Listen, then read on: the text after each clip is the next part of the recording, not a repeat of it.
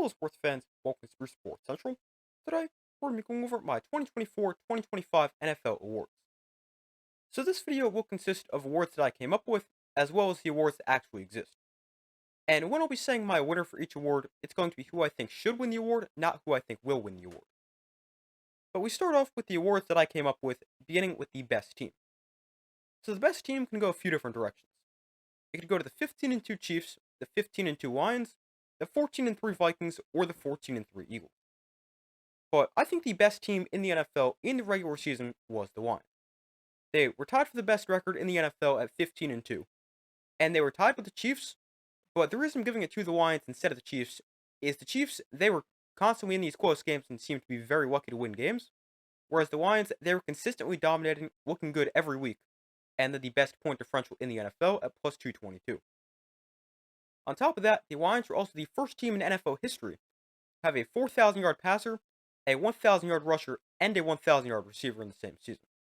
As Jared Goff threw for 4,629 yards, Jahmyr Gibbs ran for about 1,400 yards, and Amon-Ra St. Brown and James Williams both had over 1,000 receiving yards.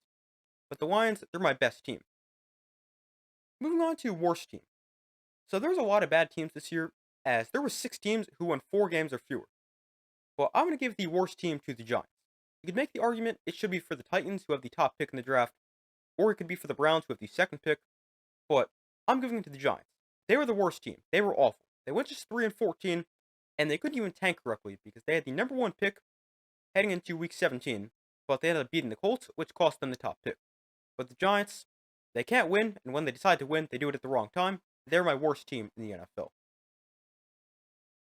Moving on to the most surprising team. So the most surprising team this year was pretty easy for me. It is the Washington Commanders. They had a great season. The Commanders, they went from going 4-13 last year and having the number 2 overall pick to going 12-5 this year, and they won their first playoff game since 2006, and they made their first NFC Championship game since 1991. But this was a great turnaround for the Commanders, and to make that even more impressive, they did it with a rookie quarterback in Jaden Daniels. But the Commanders, they were easily the most surprising team in the NFL. Moving on to the most disappointing team, and this is interesting. You could argue this can go a few different ways. You could say it could go to the 49ers, who went 6-11, the Cowboys, who went 7-10, the Bengals, who went 9-8, or the Jets, who went 5-12. But I think the most disappointing team this season was the 49ers. They were coming off a Super Bowl appearance and were expected to be really good once again. Instead, they went just 6-11. Now, obviously, injuries were a big problem for the 49ers, as Christian McCaffrey played in just 4 games, Brandon Ayuk only appeared in 7 games, Dre Greenlaw missed most of the year, Javon Hargrave played in just 3 games, and that's just a few. There's a million more injuries for the 49ers. But even when the 49ers were somewhat healthy, they still weren't that good. And for that reason, the 49ers are my most disappointing team. Move on to Breakout Player of the Year. So this is interesting, because there's a lot of interesting picks who you could give this to. Sam Darnold, Jerry Jeudy, Jackson Smith-Njigba, just to name a few. But I would give Breakout Player of the Year to Sam Darnold. He went from being awful and likely a career backup to having a great season, as Darnold finished 5th in both passing yards and touchdowns, with 4,319 yards and 35 touchdowns. And Darnold was also a huge reason the Vikings were as good as they were. Now, I know Sam Darnold was terrible in Week 18 and in the playoffs, but when you look at his entire season, he had a great year, and he is my Breakout Player of the Year. Moving on to the most disappointing player. So this is another interesting one, and it could go to Aaron Rodgers, Trevor Lawrence, Deebo Samuel, or Brandon Ayuk, or somebody else. But I think the most disappointing player this season was Deebo Samuel.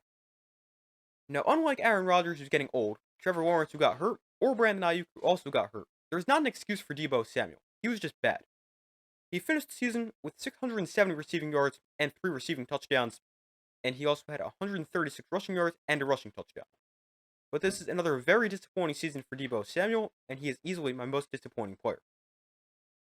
Moving on to the awards that actually exist, beginning with Assistant Coach of the Year.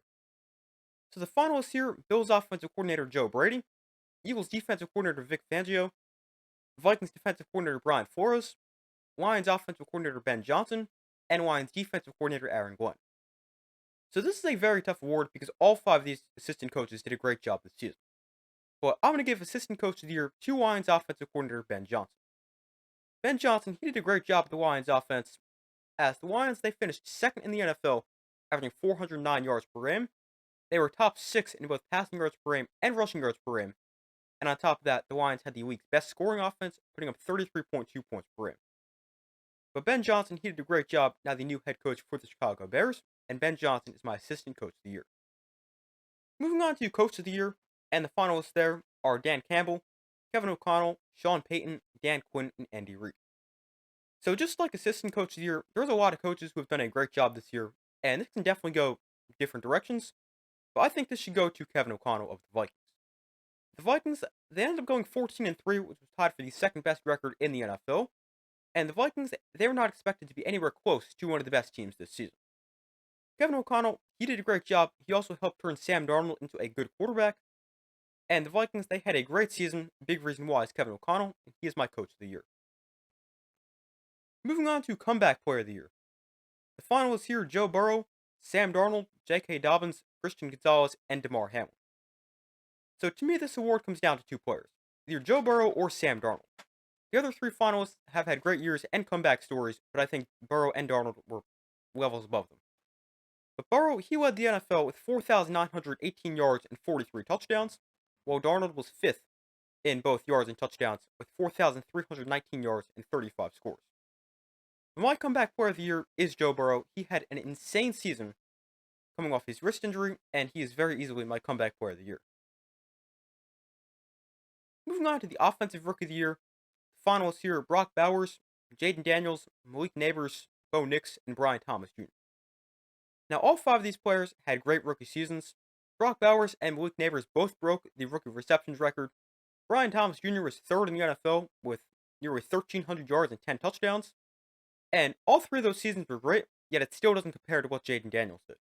He is very clearly the offensive rookie of the year, and he had an insane rookie season, as Daniels threw for 3,568 yards, 25 touchdowns, and 9 interceptions. Plus, he had 891 rushing yards, which is a rookie record for a quarterback, and he also had 6 rushing touchdowns. And his numbers are great, but to make things even more impressive, you also have to look at his team's success, as he took a team that was terrible last year, the second worst team in the NFL, and he took them to the playoffs and a conference championship appearance. But a great season for Jaden Daniels, and he is very easily the offensive rookie of the year. Moving on to the defensive rookie of the year, the finals there: Cooper DeJean, Brandon Fisk, Quinyon Mitchell, Chop Robinson, and Jared Verse. So there was a lot of defensive rookies who had great seasons, but to me this is a three-man race between Cooper DeJean, Quinyon Mitchell, and Jared Verse. But I would give the defensive rookie of the year to Jared Verse. He was great as a rookie with 66 tackles and 11 tackles for loss. He also forced 2 fumbles and had 4.5 sacks, while leading all rookies with 33 pressures. He may not have had the best statistical season, but still a great year for Jared Verse, and he is my defensive rookie of the year.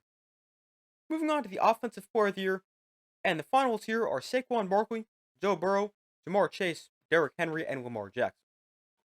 But this one is pretty easy. It is Saquon Barkley. Ja'Marr Chase had an unreal year, winning the Triple Crown with 127 catches, 1,700 yards, and 17 touchdowns, and he would probably easily win the award in pretty much any other season, except for this year. But Saquon Barkley is the offensive player of the year. He was great. He was the 9th player in NFL history to run for 2,000 yards in a season, as Saquon ran for 2,005 yards.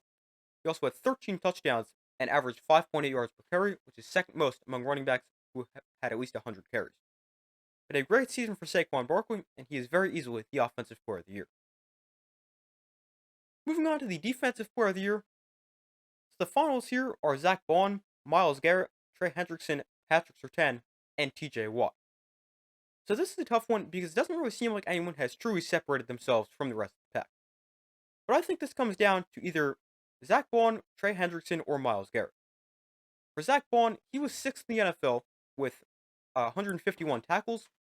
He also had 3.5 sacks, 11 tackles for loss, 4 passes defended, and an interception. For Trey Hendrickson, he led the NFL with 17.5 sacks and was tied for second with 19 tackles for loss. He also forced 2 fumbles.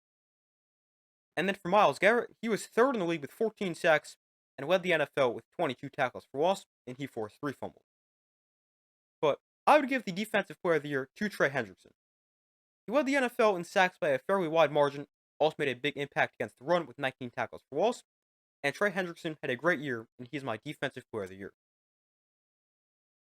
And finally, the MVP. So, the finalists here are Josh Allen, Saquon Barkley, Joe Burrow, Jared Goff, and Lamar Jackson. Now, a lot of people would say this race comes down to Josh Allen and Lamar Jackson, but I think Joe Burrow needs to be in that conversation as well.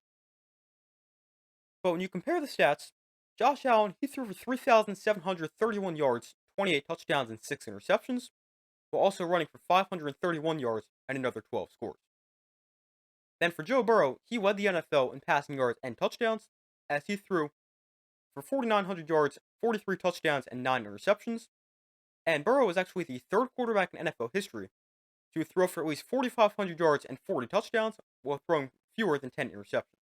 The previous two were Tom Brady in 2007 and Aaron Rodgers in 2011. Both won MVP that year. And then finally for Lamar Jackson, he was sixth in the NFL with 4,172 passing yards. He was tied for second with 41 touchdowns, and his 4 interceptions were fourth fewest among quarterbacks who attempted at least 100 passes. And Lamar, he also added 915 yards and 4 scores on the ground. But this is a very tough MVP race. Josh Allen is the favorite, although he's had the worst statistical season of the 3 players I just mentioned. But Josh Allen, he's also done it with essentially no help, while Lamar Jackson, he has Derrick Henry and Zay Flowers, and Joe Burrow has Jamar Chase and T. Higgins. I can really understand the argument to have this go any of the 3 ways, or even Saquon Barkley as the non-quarterback MVP, although obviously MVP is a quarterback award. But I would give the MVP to Josh Allen. I think when looking at the true meaning of MVP, meaning most valuable player, it was Josh Allen. He led the Bills to a 14-3 record, number 2 seed in the AFC. Put up good numbers, and he did it without much help around him. As his top receiver with Khalil Shakir, who I think we can all agree is good, but definitely not a number 1 receiver. But Josh Allen, he is my 2024 NFL MVP. If you want to argue that it should go a different way, I can definitely understand that. But those are my 2024-2025 NFL awards. Thank you guys for watching. Be sure to like this video, subscribe, turn notifications. I do my best to post as often as possible, and I will see you in the next video.